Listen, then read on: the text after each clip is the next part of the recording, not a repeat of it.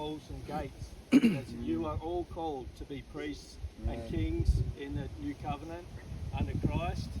This is another trick of the devil. You know, when you tempted Jesus, he said, if you really are the Son of God, he's trying to squash Jesus and say, oh, I don't reckon you are, you know.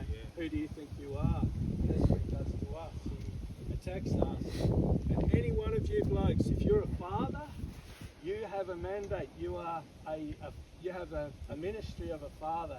And don't you dare let the devil take that away. Let it steal it from you. We sort of get depressed sometimes and think, oh, what am I supposed to be doing? If you're a father, you have a call on your life to raise up your sons in Christ. And if you're a father, he'll make you a spiritual father as well. He'll bring people around you to raise up sons. So the big part of that, getting back to the walls and the gates, establish your walls and gates of your temple. He calls us to be holy. You know, there's righteousness and holiness. It's two things, and I think the church mixes them up a bit, but really they're different things. One is holiness means, in the scriptures tells us it means to be ye set apart. Now God can't do that for you. You have to choose that. That is something you have to do. Set yourself apart, and that's establishing your gates and walls. And the other thing is righteousness. That's the foundation of the gospel. The whole book of Romans is about a righteousness that is imputed to us by faith. It's a gift of God. So we're righteous by faith, and that releases us from the law, releases us from the burden and guilt and shame. We stand in grace, we stand in His righteousness. So these are your foundations for your gates and your walls. In the temple we have a mind gate, your thoughts. You know you can control, you have dominion over your mind.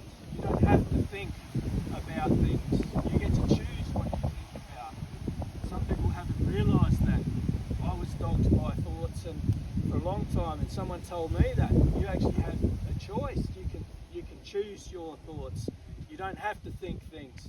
So you have dominion over your thoughts. That's a gate. There's the ear gate.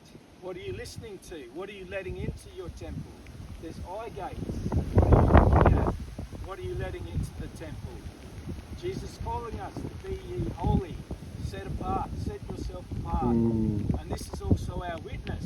When people look at you and they call us weirdos as Christians, but that's us being salt and light. Yes. We are called to no compromise, to stand. And this is what Daniel did. He ended up in a lion's den because he would not compromise. When he stood, he said, Lord, I will serve you no matter what the consequence. That's Shadrach, Meshach and Abednego ended up in a fiery furnace. That's Stephen ended up in Acts, being stoned to death, gloriously. But he stood and he obeyed Jesus no matter what. And that's why we have martyrs. Martyrs are those who will stand and say, I will not compromise.